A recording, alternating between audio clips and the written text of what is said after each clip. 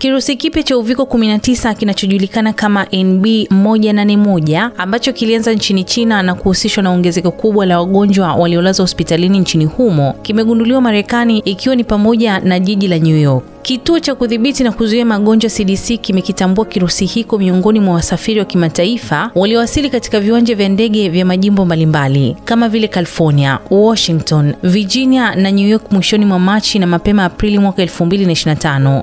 Ingawa idadi ya wagonjwa nchini Marekani bado ni ndogo, wataalamu wa afya wanafuatilia kwa karibu hali hiyo kutokana na uwezo mkubwa wa kuenea kwa kirusi hiki ambao umechangia ongezeko la maambukizi katika maeneo mengi ya Asia.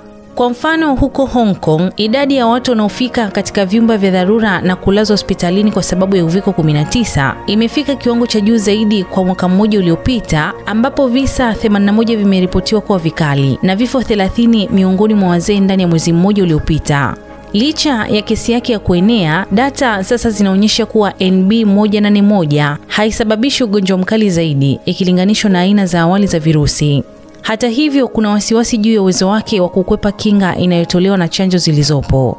Mamlaka za afya nchini Marekani zinaendelea kutathmini athari za kirusi hiki na kuhimiza hatua za kawaida za kujikinga, ikiwemo kuvaa barakoa katika maeneo yenye msongamano, kunawa mikono mara kwa mara na kuhakikisha chanjo za uviko 19 zipo katika hali ya kisasa. Mimi ni Bahati Limo na hii ni Simulizi na Sauti.